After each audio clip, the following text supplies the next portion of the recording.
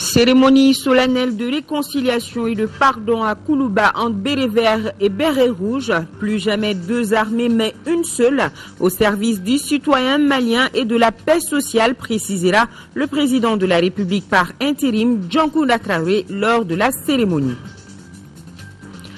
Le département de l'administration territoriale et le gouvernorat du district poursuivent le même objectif.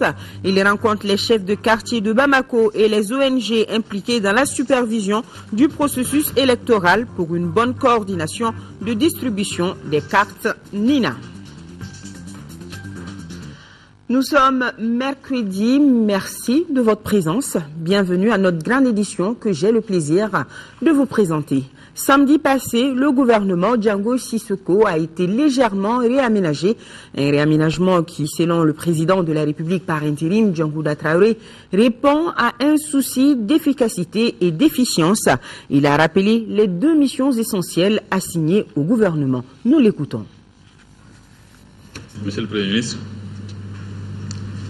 chef du gouvernement, mesdames et messieurs les ministres, le gouvernement nommé en décembre 2012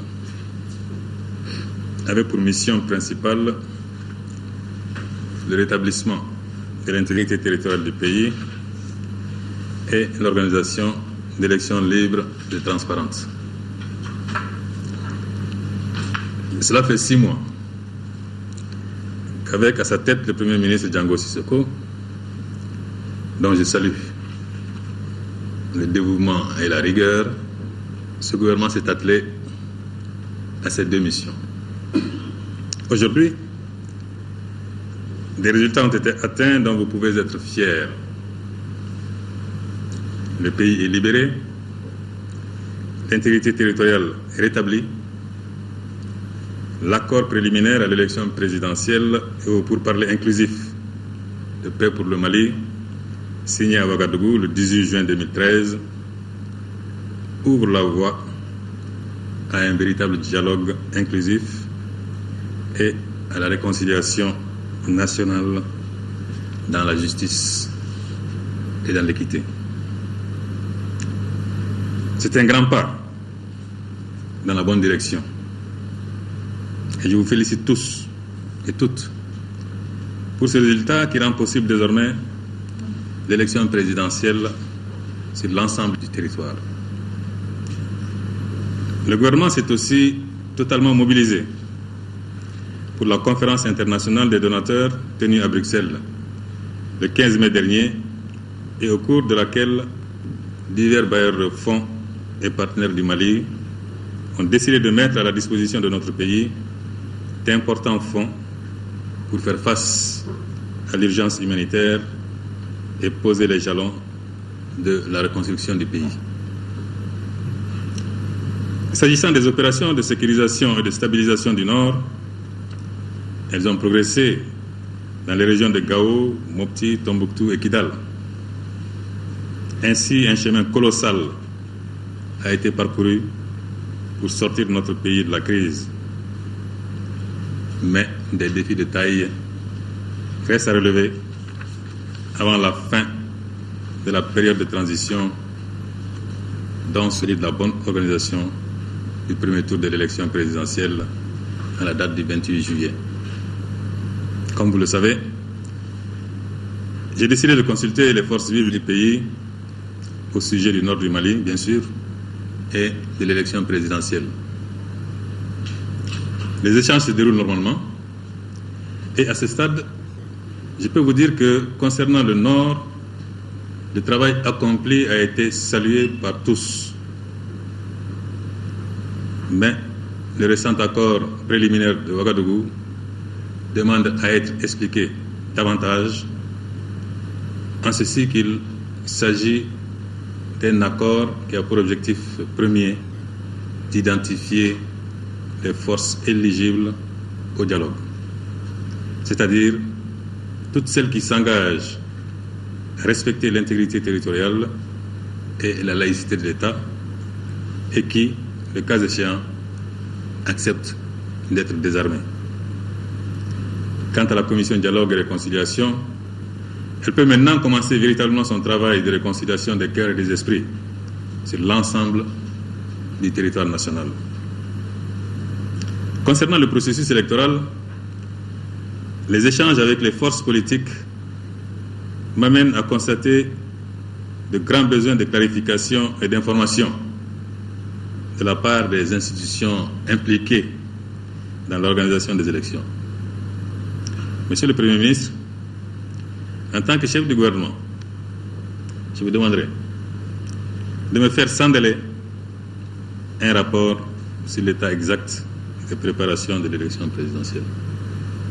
Mesdames et Messieurs les ministres, mobiliser les engagements financiers annoncés à Bruxelles, poursuivre la sécurisation du pays, surtout dans les régions du Nord, et prendre toutes les dispositions nécessaires à la tenue de l'élection présidentielle sont des défis urgents. C'est pour faire face à ces défis que, sur proposition du Premier ministre, j'ai accédé à sa proposition de réaménager le gouvernement. J'en ai donc pris la décision le samedi 22 juin 2013. Le ministère de l'Économie, des Finances et du Budget a été restructuré, de même que le ministère de l'Action humanitaire, de la Solidarité et des personnes âgées. Il est ainsi créé un ministère de l'Économie et de l'Action humanitaire pour assurer une programmation aussi exacte que possible de tous les projets et programmes de développement. Le ministère du Développement social, de la Solidarité et des personnes âgées retrouve sa vocation initiale, en particulier en ces moments où tous nos mécanismes de solidarité sont requis pour faciliter le retour de la normalité, notamment dans les zones que la guerre a affectées. Même s'il a surpris plus d'un, ce réaménagement répond à un souci d'efficacité et d'efficience, autant de renforcement de la cohésion et la solidarité gouvernementale. J'attends alors du nouveau département de l'économie et de l'action humanitaire, ainsi que de celui des finances, un soutien décisif à la mission des acteurs chargés de sécuriser et de stabiliser le pays, d'une part, et d'organiser les élections, d'autre part. J'ai demandé au Premier ministre, qui recevait hier les ministres concernés par le réaménagement, d'examiner avec eux les mesures à mettre immédiatement en œuvre dans le cadre du programme gouvernemental et des urgences signalées. Le Premier ministre m'a fait le point de ces rencontres et je me réjouis de ce que les ministres concernés se soient engagés à jouer pleinement le rôle au sein de l'équipe gouvernementale et à s'investir sans réserve pour la réalisation des objectifs qui mobilisent toutes les énergies du gouvernement. En saluant le Premier ministre et l'ensemble du gouvernement pour le travail précédemment accompli, je vous encourage à poursuivre avec la même détermination, la même efficacité, le même engagement au service du peuple du Mali et pour l'intérêt duquel je resterai particulièrement vigilant. Merci pour votre attention et que le Tout-Puissant vous accompagne. Et nous allons rester avec le président de la République par intérim qui a présidé aujourd'hui, mercredi, le Conseil des ministres. Ibrahima Djombélé à m'écouter sur ce plateau. Bonsoir Ibrahima. Bonsoir Nyanya Aliou Traoré. Bonsoir. Donc le contenu du Conseil. Tout à fait Nyanya. Mesdames et messieurs, bonsoir. Au chapitre des mesures réglementaires. Et sous le rapport du ministre des Finances, le Conseil des ministres a adopté un projet de décret portant approbation du marché relatif aux travaux de reconversion à maîtrise totale de l'eau du casier Tchenkonu dans le cadre du projet d'appui au développement rural de Tchenkonu et Tamani Pader TKT lot numéro 2. Le projet d'appui au développement rural de Tchenkonu et Tamani Pader TKT a pour objectif global de contribuer au renforcement de la sécurité alimentaire du pays dans une perspective de gestion durable des ressources naturelles. Dans le cadre de la mise en œuvre du projet, il a été prévu de réaliser des travaux de reconversion à maîtrise totale de l'eau de 1271 hectares du casier de Tienkonou. Les travaux comportent la construction des réseaux d'irrigation comprenant des canaux primaires, secondaires et tertiaires, la construction des ouvrages hydrauliques, des réseaux d'irrigation et de drainage, et l'aménagement parcellaire et la préparation des sols sur 1271 hectares, la construction d'une station d'exor en extrémité aval du collecteur. Le marché d'exécution des travaux soumis à l'approbation du Conseil des ministres est attribué après appel d'offres à l'entreprise COGEB International pour un montant de 7 milliards 62 millions de francs CFA environ et un délai d'exécution de 19 mois hors saison des pluies. Le financement est assuré par la Banque islamique de développement BID. Sur le rapport du ministre de la Défense et des anciens combattants, le Conseil des ministres a adopté un projet de décret portant institution d'une prime de risque au profit des personnels des forces armées. Le métier des armes comporte des risques susceptibles d'affecter l'intégrité physique ou morale des militaires. Cette réalité constitue le fondement des dispositions du statut général des militaires qui prévoit que les militaires peuvent bénéficier d'indemnités allouées en raison des risques encourus. Cependant, un état des lieux effectué au lendemain des événements de mars 2012 a révélé des disparités entre les différents corps de l'armée concernant le bénéfice des primes de risque. Le présent projet de décret portant institution d'une prime de risque au profit des personnels militaires des forces armées vise à corriger cette situation. Il accorde au personnel militaire une prime de risque dont le taux est uniformément fixé à 15% de la solde indiciaire. Sur le rapport du ministre de l'Équipement et des Transports, le Conseil des ministres a adopté un projet de décret fixant les catégories, les modalités de recouvrement et de répartition des redevances aéronautiques et météorologiques. Les prestations des services publics en matière d'aviation civile et de météorologie donnent lieu à un paiement de redevances appelé redevances aéronautiques et météorologiques. Les catégories et les modalités de recouvrement des redevances aéronautiques et météorologiques ont été fixées par un décret du 19 avril 2005, modifié en 2006 et en 2008, qui détermine également les structures chargées de leur perception.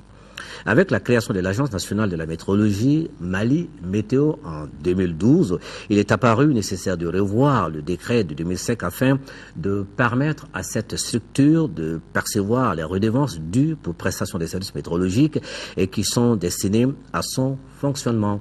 Le présent projet de décret est adopté dans ce cadre. Il abroge toutes les dispositions antérieures et précise les catégories de redevances aéronautiques et météorologiques, les modalités de recouvrement et leur affectation. Au chapitre des mesures individuelles, le Conseil des ministres a procédé aux nominations suivantes. Au titre du ministère de l'Économie et de l'Action humanitaire, secrétaire général, M. Abdoulaye Touré, inspecteur des finances. Conseiller technique, M. Brahima Sanogo, planificateur, M. Sidiki Traoré, inspecteur du Trésor. Directeur des finances et du matériel, M. Sadou Mahamadou Diallo, inspecteur des services économiques. Au titre du ministère des Affaires étrangères de la coopération internationale, ambassadeur du Mali à Ouagadougou, M. Idrissa Koulibaly, inspecteur des services économiques. Consul général du Mali à Tamaracet, M. Sambou Mangane, administrateur civil. Au titre du ministère des Finances, secrétaire général, Madame Sidibé Zamilatou Sissé, inspecteur des services économiques. Chef de cabinet, M. Tchegoum Boubey Maïga, journaliste. Conseiller technique, M. Amadou Tougoula, inspecteur des douanes. M. Zoumana Bagayoko, inspecteur des douanes.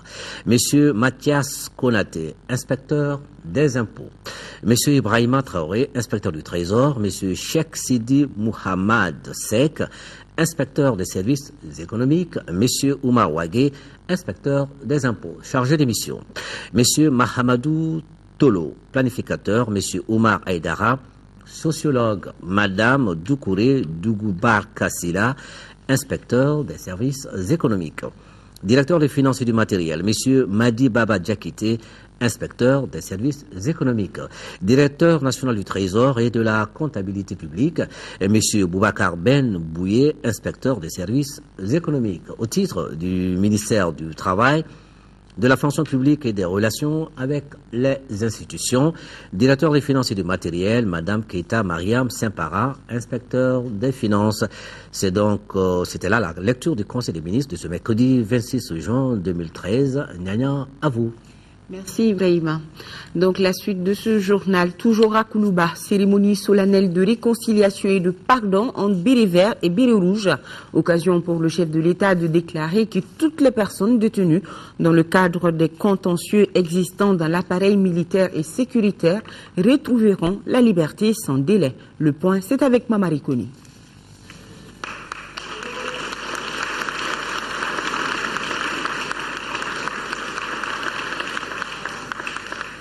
Une poignée de mains pour sceller la paix et la cohésion.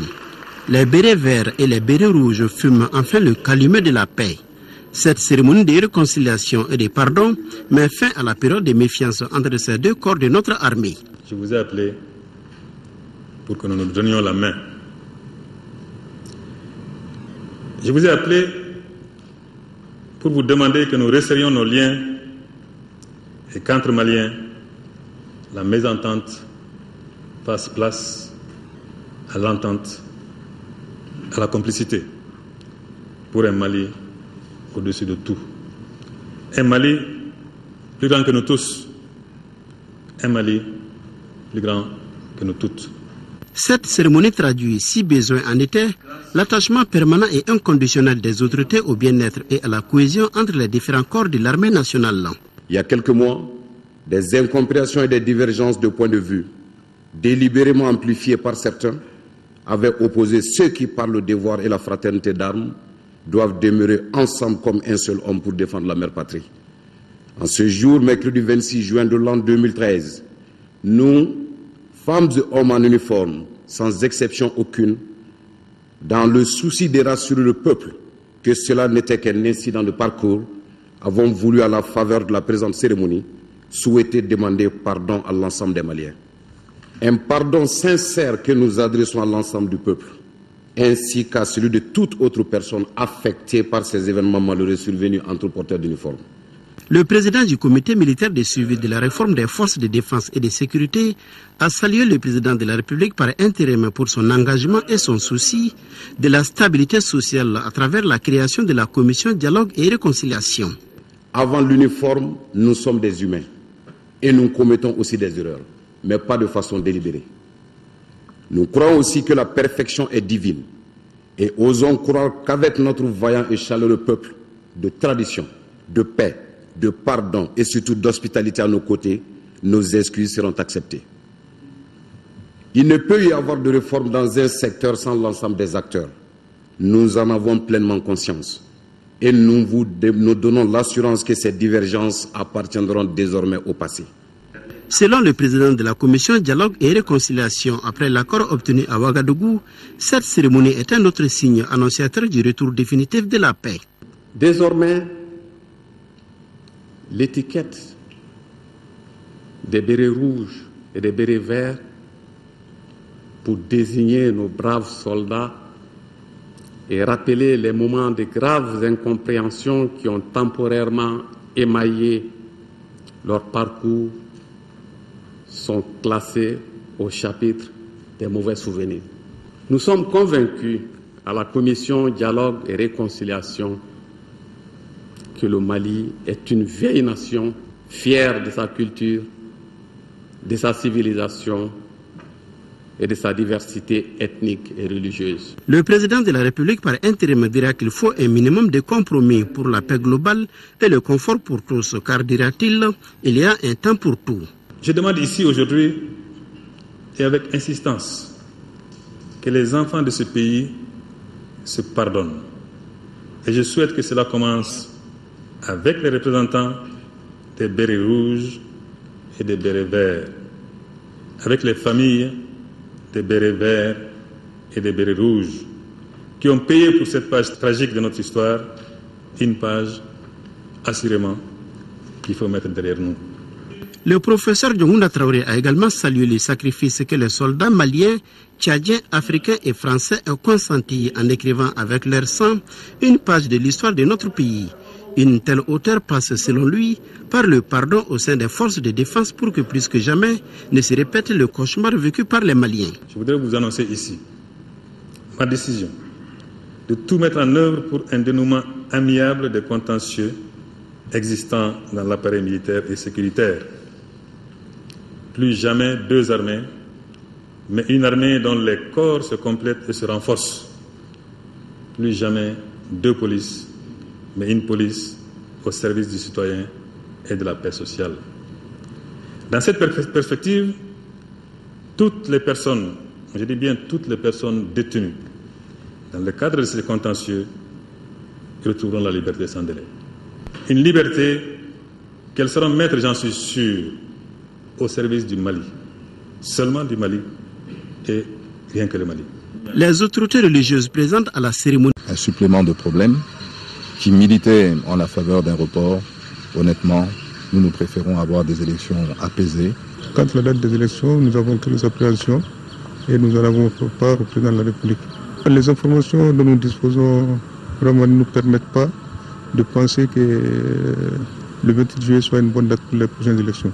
En tout cas, aujourd'hui, plusieurs candidats à cette présidentielle se sont déjà fait connaître et la date limite pour le dépôt des candidatures est fixée au 28 juin.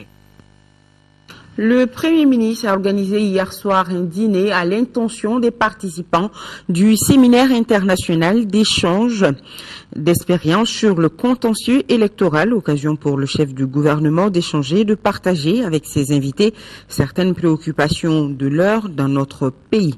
Il faut rappeler que le séminaire international d'échange d'expériences sur le contentieux électoral qui s'est achevé dans notre capitale reste une étape importante dans la préparation des élections générales de 2013. Voilà. Le Premier ministre, à l'intention des participants du séminaire international d'échange d'expériences sur le contentieux électoral. Et ce communiqué, le président de l'Assemblée nationale porte à la connaissance des honorables députés qu'une séance plénière de la session ordinaire en cours se tiendra le jeudi 27 juin 2013 et jour suivant, s'il y a lieu, à partir de 10h dans la salle de délibération Modibo Keïta. Le projet d'ordre du jour porte sur des questions orales adressées à Monsieur le ministre de l'administration territoriale et des collectivités locales, des délibérations sur les demandes de levée de l'immunité parlementaire, des délibérations sur des projets de loi intéressant la vie de la nation, des communications et la séance est publique. Et ce taux de communiqué, la salle de réunion du ministère des Maliens de l'extérieur et de l'intégration africaine a abrité mardi dernier la cérémonie de passation entre Maître Demba Traoré et Marempa Samoura. Les activités de la première conférence des parties à la convention de Bamako se poursuivent. Une convention qui date de 1991. Notons que la rencontre vise l'interdiction effective de l'importation en Afrique de déchets dangereux pour la santé. Il s'agit aussi de contrôler les mouvements transfrontaliers pour une bonne gestion des déchets produits en Afrique. Adama Kodjo, reportage. Avec l'organisation de cette conférence des parties, c'est un palier supplémentaire qui vient d'être franchi dans la lutte contre les déchets dangereux pour la santé. Premier du genre, cette conférence des parties est la concrétisation de la Convention de Bamako qui est en vigueur depuis 1998. La Convention a pour but d'interdire l'importation de tous les déchets dangereux et radioactifs vers le continent africain. Tout n'est pas un problème de se réunir, tout est par contre un problème d'être efficace sur le terrain pour mettre en œuvre les décisions politiques prises ici à Bamako. Si nous arrivons à faire cela, il va sans dire que nous verrons en Afrique et dans le monde les impacts de la Convention de Bamako.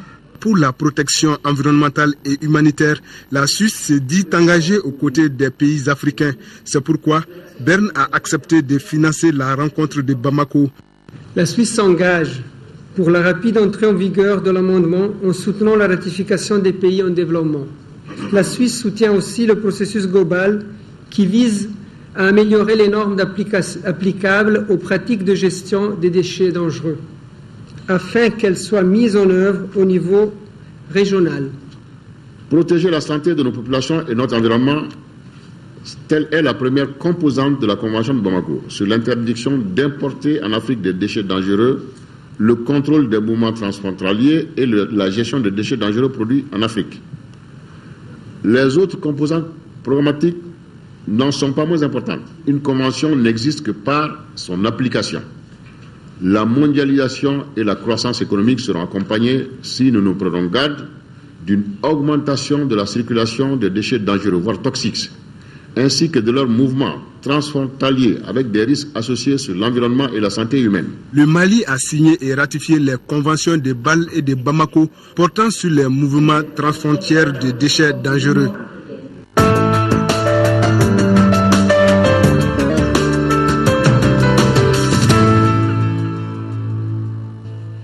Le département de l'administration territoriale rencontre les ONG impliquées dans la supervision du processus électoral. Au même moment, le gouverneur du district rencontre les chefs de quartier de Bamako au centre des débats, les ajustements nécessaires au bon déroulement du processus de distribution des cartes Nina. Aoussine Touré a suivi les débats, son compte rendu. Le gouverneur du district a exposé les différentes étapes du processus de distribution, les lieux de distribution et le nombre d'équipes de distribution pour chaque quartier. La distribution doit commencer vendredi prochain et tout doit être mis en œuvre pour son bon déroulement. Cependant, les chefs de quartier n'ont pas manqué de faire des observations dans le sens d'améliorer le système. On a déterminé le nombre de points de récupération de ces cartes par commune.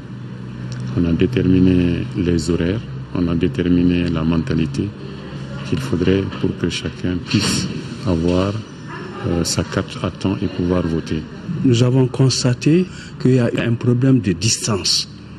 Ça veut dire les lieux de distribution des cartes, nous avons constaté une école, un quartier. Certains, pour retirer leurs cartes, vont parcourir au moins 3 à 4 km. Avec les ONG impliquées dans le processus d'observation du processus électoral, il a également été question de partage d'informations à ce stade clé du processus qu'est la révision et la distribution. Nous sommes là quand même pour planifier comment est-ce qu'on va mener nos activités là-bas, parce qu'on n'a pas commencé d'abord à travailler sur les 10 projets. Donc vraiment, on s'attend à un accompagnement de toutes les parties, c'est-à-dire pour la réussite de ces élections-là, surtout conformément à l'idée même des accords qui ont été signés à Ouagadougou. Nous intervenons au niveau de 2 régions du Mali, à savoir la région de Tombouctou dans le cercle d'Iré et la région de Kaï dans le cercle de Baflabé. Nos équipes sont déjà sur le terrain et ont déjà entamé la sensibilisation à travers des relais communautaires et en utilisant aussi les médias. Une phase est en train d'être achevée, ça c'est la phase d'établissement des listes électorales et maintenant on va rentrer dans la phase active de distribution des cartes Nina et pour un accompagnement bénéfique des organisations de la société civile qui ont bénéficié de ce financement. Donc le ministère a voulu leur donner les orientations et leurs attentes par rapport au travail qui doit se faire sur le terrain. Une trentaine d'associations vont bénéficier de l'appui du projet d'appui au processus électoral au Mali. Leur contribution ainsi que celle des chefs de quartier sera déterminante dans la réussite du processus électoral. Et le ministre de l'administration territoriale invite les représentants des partis politiques à la réunion de la commission de suivi du processus électoral prévu le jeudi 27 juin 2013 à 15h au gouvernorat du district. L'ordre du jour portera sur l'état des préparatifs des élections. Je suis candidat et je suis prêt à gouverner. Ces propos sont du président du Congrès national d'initiative démocratique, SNID Faso Iriwaton. Maître Muntaratal officialise ainsi sa candidature à l'élection présidentielle du 28 juillet prochain. C'était ce matin au cours d'une conférence de presse au siège du parti. Bourama Traoré, reportage. Le président du Congrès national d'initiative démocratique, Maître Muntaratal, rencontre la presse. Acte 1, annoncer officiellement sa candidature à la présidence de la République. Je suis candidat à la présidence de la République et j'ajoute, je suis prêt à gouverner. À tous ceux qui rêvent d'un autre Mali et qui ont connu des déceptions. À ceux qui n'ont pas encore franchi le pas qui sépare le rêve de l'action, je lance un appel solennel. Réalisons ensemble notre rêve commun, un Mali où il fait bon vivre. Acte 2. Le candidat du Sénégal Faso Iruaton présente son programme de société, lequel met au centre de tout l'homme. Le programme est conçu pour relever 6 défis majeurs, dont la reconstruction de l'économie nationale et l'amélioration de l'architecture militaire. L'essentiel de nos efforts tendront à satisfaire la demande sociale. Ainsi, la santé, l'éducation, l'accès à l'eau, à l'électricité, au téléphone moins cher, à l'information, aux infrastructures pour le transport et l'habitat seront considérés comme les plus productifs des investissements. Pour le bien-être des Maliens, les candidats du Sénégal Faso Iruaton croient à l'union dans la diversité, d'où le slogan « Rassemblons-nous pour construire un nouveau Mali » avec comme socle la transparence. Je veux dire quoi? Chacun d'entre nous doit passer au scanner politique. Faisons du scanner politique notre baromètre pour cette élection. Vous devez savoir tout de nous tous. Troisième et dernier acte de cette conférence de presse, la présentation du directeur de campagne du candidat du Sénégal Faso Iruaton. Il s'agit de Moussa Oumarou Diawara, membre du comité directeur et député à l'Assemblée nationale.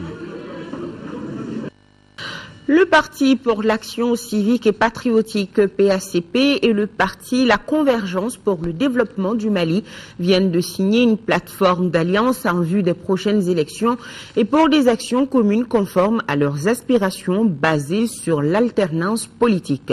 Mahamadou Doumbia, les détails. Le Parti pour l'action civique et patriotique et le Parti de la Convergence pour le développement du Mali, CODEM, ont signé une plateforme commune au siège du PACP. Cette alliance vient en prélude aux élections présidentielles et législatives de juillet prochain. Les partis si nommés décident d'unir leurs forces dans une plateforme d'alliance politique. La plateforme porte sur la mise en commun des intelligences et des moyens des partis qui la composent en vue de conquérir et d'exercer ensemble le pouvoir. Motif essentiel de cette alliance, les deux présidents de ces partis respectifs, Yessa Maké et Ousmane Amion Guindo, reconnaissent avoir des points de vue similaires pour une alternance politique qu'ils jugent possible au Mali. Pour les élections présidentielles, chaque parti présentera son candidat. En cas de second tour, tous soutiendront un seul candidat. Le contenu de cette plateforme prend effet à partir de sa date de signature. Et Dakar abrite depuis hier une réunion sur l'inclusion et le processus de négociation au Mali et l'approche genre de la négociation. La rencontre du Dakar a pour objectif donc de faciliter